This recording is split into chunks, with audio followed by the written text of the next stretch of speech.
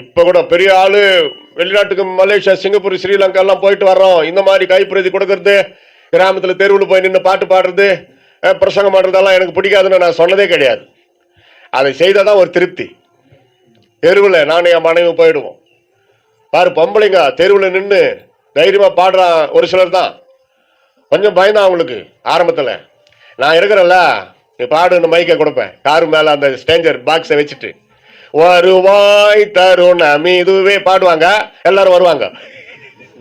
என்னடா அது பொம்பளை குரல் கேக்குதுன்னு. ஏன்னா பொம்பளை குரலை கேட்டாவே கொஞ்சம் அஃபெக்ஷன், எல்லாம் வந்துருவாங்க. அம்மா நீ பாட்டு மட்டும் பாடிட்டு என்கிட்ட மைக்கை கொடு, நான் பேசுவேன்னா. இந்த அம்மா பாட்டு பாடி முடிச்சுட்டு பிரசங்கம் பண்ணி ஏசு எப்படியாப்பட்டவர், அவர் என்னென்ன செய்யறாரு பேசி முடிச்சுட்டாங்க. அப்புறம் என்ன பார்த்து சிரிக்கிறாங்க, நானே பேசிட்டேன். அவ்வளவுதான். அங்கே எதுக்கு நாங்க நிக்கிறோம், அடுத்த ஊருக்கு ஓடு, அங்க போய் பாட்டு பாடி இயேசுவை பற்றி அறிவிப்போம். அந்த மாதிரி எப்பனா செஞ்சிருக்கிறீங்களா? அதுக்கெல்லாம் பாஸ்டர் பர்மிஷன் கொடுக்கணும்னு நினைக்கிறீங்களா? அதுக்கெல்லாம் பாஸ்டர் பர்மிஷன் கொடுக்க காட்டி கூட நீங்க பரலோகத்துல பொக்கிஷம் சேர்த்து வைக்கணுமா? இதை செய்யுங்க, கைப்பிரதி கொடுங்க. ஜபம் பண்றோம், ஆத்மாக்களுக்காக ஜபம். சோம்பேறிங்க சொல்ற வார்த்தை இது. எப்படி ஆண்டவர் இதை ஏற்றுக்குவாரு? ஜபமும் பண்ணுங்கள், புறப்பட்டோம் போங்கள். இதுக்கெல்லாம் யாருக்கிட்டையும் பர்மிஷன் கேட்க வேண்டிய அவசியமே கிடையாது. கல்யாணத்துக்கு முன்னாடி 4 வருஷம் மேய்ப்பனின் குரல் வேலூர்ல, அப்பெல்லாம் ரேடியோ FEBA ரேடியோவில் வரும். அந்த ஊழியத்தில் நான் போய் சேர்ந்தேன். அவங்க மாசமானா எனக்கு ஏன்னா வேலை செஞ்சப்போ வாங்குற சம்பளம் மாதிரி ஊழியத்தில் கொடுக்க மாட்டாங்க, ஏதோ சாப்பாட்டுக்கு தான். 150 ரூபாய் மாசம் சம்பளம். யோசித்து பாருங்க, ஒரு மாசத்துக்கு வருமா? 4000 ரூபாய் சம்பளம் அந்த காலத்திலே வாங்கிட்டு இருந்த தமிழ்நாட்டில். வெளிநாட்டுக்கு போய் 70,000 ரூபாய் சம்பளம் அந்த காலத்தில். அதை ரிசைன் பண்ணிட்டு வந்தவன் துபாயில். வேணாம், ஆண்டவர் தடுத்து நிறுத்திட்டாரு. அப்புறம் கொஞ்ச நாள் இந்தியாவிலேயே சேர்ந்த ராணிப்பேட்டை பக்கம். அதுக்கப்புறம் அதை ரிசைன் பண்ணிட்டு நீ ஃபுல்லா ஊழியத்துக்கு வாங்கினாரு. எனக்கு தெரியல அப்போ தனியா போய் செய்யறதுக்கு. ஒரு ஊழியத்தில் போய் சேர்ந்தேன். சாப்பாட்டுக்கு தான்ப்பா நாங்கள் கொடுக்க முடியும், அங்க மாதிரி முடியாது. சரிங்க, ஊழியம் தான் முக்கியம். மாசமானா 150 ரூபாய் ஸ்டார்டிங். எங்க அப்பா மாசமானா 2ஆம் தேதி புளிசோறு கொஞ்சம் எடுத்துன்னு வந்துருவாரு வேலூருக்கு, வெள்ளாத்தூர் டு வேலூர். அந்த புளிசோறு அவ்வளவு சந்தோஷமா எங்க அம்மா செஞ்சு கொடுத்தானுப்புவாங்க. சாப்பிட்டு 50 ரூபாய் எங்க அப்பா கிட்ட கொடுத்தானுப்பிடுவேன். மீதி என்கிட்ட எவ்வளவு இருக்குது? 100 ரூபாய். ஒரு மாசம் வருமா? காலையில தண்ணி ஒரு சொம்பு நிறைய குடிச்சிட்டு பெல்ட்டை டைட்டா போட்டுருவேன், பசி தெரியக்கூடாதுன்னு. இதான் என் டிஃபன். அனுபவம் சொல்றேன் கேளுங்க.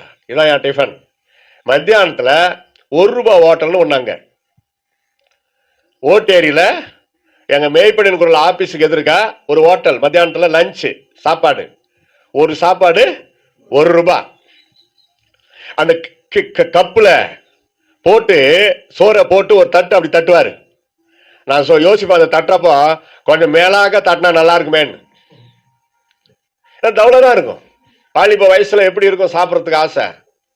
அப்படியெல்லாம் அளவு சாப்பாடு சாப்பிட்டு தான் என் வயிறு சின்னதாயிடுச்சு. இன்னைக்கு வரைக்கும் என்னால நிறைய சாப்பிட முடியாது. அந்த அளவு சாப்பாட்டுல தான் போவோம். மறுசோறு நான் வாங்கினதே கிடையாது. கொட்டிக்குவாங்களே, முதல்ல போட்டுக்கிறத விட 2வது நிறைய கொட்டிக்குவாங்க சிலர். பாத்தீங்களா? மற்றவங்க இருக்கிறப்ப கொட்டினா திட்ட போறாங்கன்னு போய் வாங்கிக்குவாங்க. உள்ள போய் என்னத்த வாரிக்கு போறாங்க, சுகரும் பிபி வந்து சீக்கிரமா சாவ போறாங்க. வயிற்ற கட்டு, வாயை கட்டு, ஆத்மாவை அதிகமாக்கு, ஆத்மாக்களை சம்பாதி. நீ எவ்வளவு சாப்பிட்ட, நீ எவ்வளவு எக்ஸசைஸ் பண்ண, நீ எவ்வளவு பணம் சேர்த்த, நீ எவ்வளவு பில்டிங் கட்டின, ஆண்டவர் இப்படி கேட்க போறது இல்ல. What you have done for me, எனக்காக நீ என்ன செய்த. ரட்சிக்கப்படுறாங்களோ இல்லையோ, நீ கைப்பிரதி கொடுத்தியா? நீ தெருவில் நின்று இயேசு உன்னை நேசிக்கிறாருன்னு பேசனியா? இல்லையே, வாயை திறக்க முடியலையே, பிசாசு வந்து வாயை கட்டி போட்டுறானே. அப்ப நீ எப்படி பரலோகம் போக முடியும்? என்னை குறித்து எவன் வெட்கப்படுகிறானோ அவனை குறித்து நானும். அப்படின்னா என்ன அர்த்தம்? பரலோகத்துக்கு போக முடியாது. நம்மளா வாலண்டியரா போனாலும் நீ யாருன்னு எனக்கு தெரியாது போடான்றவர். இயேசு அன்புள்ளவர், அதே நேரத்தில் கடினமுள்ள எஜமான். யோசித்து பாருங்க. சுவிசேஷத்தை நான் அறிவிக்காவிட்டால் எனக்கு ஐயோன்னார். எல்லாத்தையும் பாஸ்டரே செய்வார் நினைக்கூடாது. குறை, தூக்கத்தை குறை, சாப்பாட்டை குறை. ஃபாதர் பண்ணாரு, உணவை குறைக்கணும். அப்படி ஒரு பாட்டு வரும், தூங்காமல் ஜெபிக்கும் வரம் தாங்கப்பா. அந்த பாட்டு ஃபுல்லா பாருங்களா வீட்டுக்கு போய்.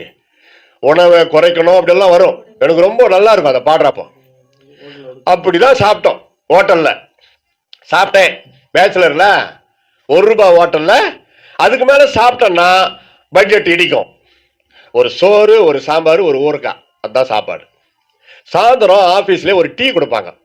அந்த டீக்கு ரொம்ப ஆவலோடு காத்துன்னு இருப்பேன். ஆனா உண்மையாவே அந்த அம்மா, அந்த ஐயாவுடைய மனைவி பெரிய டம்ளர்ல நிறைய கொடுத்து அனுப்புவாங்க. கீழே வீடு, மேல ஆபீஸ். வர லெட்டர்கள்லாம் பதில் எழுதணும், ஜெபம் பண்ணணும், கிராமத்துங்களுக்கு போகணும், இப்படியெல்லாம் செய்வேன். நைட்டுக்கு நம்ம பொறுப்பு. அங்க தாண்டி ஓட்டேரி தாண்டி பாகாயத்துல 3 இட்லி 10 பைசா. இப்ப இருந்தா நல்லா இருக்குல்ல?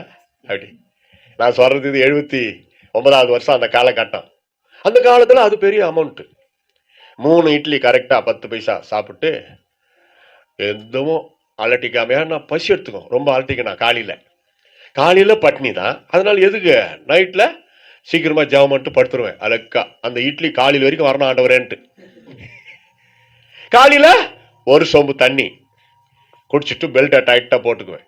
இப்படிதான் நான் ஊழியத்தை செய்தேன். சரி, அந்த ₹150 சம்பளம் தராங்களே, அவங்களுக்குன்னு கொடுக்கப்பட்ட நேரத்தில் அவங்களுக்கு நான் ஊழியம் செஞ்சுட்டு ஆபீஸ்ல செஞ்சுட்டு நான் ஃப்ரீயா இருக்கலாம்ல? திட்ட போறாங்களா? ஏன்னா அவங்களுக்கு உண்மையா இருக்கிறேன், அவ்வளவுதான். ஆனா மற்ற நேரம் அதிகாலை சாமியல் ஐயாவோ டாலி அம்மாவோ இங்க ஆபீஸ்ல வந்து செய்யறது பெருசுல, காலங்காத்தால போய் டான் பிரீச்சிங் பண்ணு, சுவிசேஷ அறிவின்னா அவங்க சொன்னதே கிடையாது. நானே எழுந்து காலையில பனியில போய் தெருவில் நின்று இயேசு உங்களை நேசிக்கிறார் பேசினேன். அதே போல சாயந்தரம் 6 மணிக்கு அனுப்பிடுவாங்க. பவுல் போயிட்டு ஒரு ரூமுக்கு அப்படின்னு. அங்க பக்கத்துல ஒரு தெருவில் அவங்க இடம் தான், அது தனியா ஒரு ரூம். அங்க போயிட்டு குளிச்சுட்டு ரெடி ஆகி கிராமத்துல போயிட்டு பாட்டு பாடி பிரசங்கம் பண்ணுவேன். அதெல்லாம் அவங்ககிட்ட நான் கேட்க வேண்டிய அவசியமே கிடையாது. ஒரு முறை அடி வாங்கின்னு வந்தேன். அவரு என்ன திட்டவே இல்லை. பவுல், என்னோட உனக்கு பரலோகத்துல அதிக பலன் இருக்குதுறான்னாரு. பிரைஸ் லார்ட், அல்லேலூயா. ஆவிக்குரிய தகப்பனார் அவர் தான். எனக்கு குருவே அவர் தான். ஆவிக்குரிய எம்ஜிஆர். யோசிக்கணும், செஞ்சு பாருங்க. கிறிஸ்துமஸுக்குள்ள வேணா ஒரு 20 கைப்பிரதி கொடுங்க. நான் வந்ததுக்கு அடையாளம். ஐயா கிட்ட கேளுங்க, கைப்பிரதி கொடுங்க ஐயா, நம்ம சர்ச்சு சீல் போடுங்க, போய் கொடுங்க. சபைக்கு நீங்க உண்மையா இருக்கணும்ன்றதுக்காக சொல்ல, கர்த்தருக்கு உண்மையா இருக்கணும். அதுவே சபைக்கு நீங்க உண்மையா இருக்கிற மாதிரி தான். கிடைக்கிற ஆசீர்வாதம், கிடைக்கிற காணிக்கை, சம்பளம், கிடைக்கிற பணம், வருமானத்துல தசம்பாகத்தை நீங்க ஒரு நல்ல கண்ணியமான விசுவாசி என்பது உண்மையானால் உங்களுக்கு கிடைக்கிற அனைத்து ஆசீர்வாதங்களிலும் தசம்பாகம் காணிக்கை உங்க சொந்த சபையில கொண்டு வந்து கொடுக்கணும். அதான் ஒரு ஒழுங்கு. சிலர் நூதன உபதேசம் வந்துச்சு தப்பா பேசுவாங்க. கம்ப்ளீட்டா அது ஏற்றுக்கொள்ளக்கூடாது. தசம பாகத்தை சபைக்கு கொடுக்க வேண்டும் என்று எங்கேயாவது பைபிள்ல இருக்குதா? ஒருத்தன் பேசுறான், நான் போட்டேன் தசம பாகத்தை சபைக்கு கொடுக்க கூடாதுன்னு எங்கன்னா இருக்குதான்னு போட்டு விட்டேன். விசுவாசிகள் என்ன செய்யணும்? எங்க போதிக்கப்படுகிறார்களோ, எங்க ஐக்கியமோ, எங்க திருவிருந்து, அதான் சபை, அங்கதான் கொடுக்கணும். அந்த போதகர்கிட்ட தான். அதான் ஒரு ஒழுங்கு. ஊழியக்காரங்க அது வேற விஷயம். அவங்களுக்கும் கர்த்தர் சில காரியம் சொல்லுவார், அவங்க அப்படி செய்வாங்க. இன்னொரு ஊழியக்காரர். சரி, ஐயா சொன்ன நேரம் முடிவடையும் சமயம் நெருங்கி விட்டது. சங்கீதம் 122:9. கர்த்தருடைய ஆலயத்திற்கு முக்கியத்துவம் கொடுக்கும் பொழுது என்ன கிடைக்கிறது பாருங்க. என்ன கிடைக்குது? நன்மை உண்டாகிறது. நன்மை. If you give importance to your church, God will give you all goodness.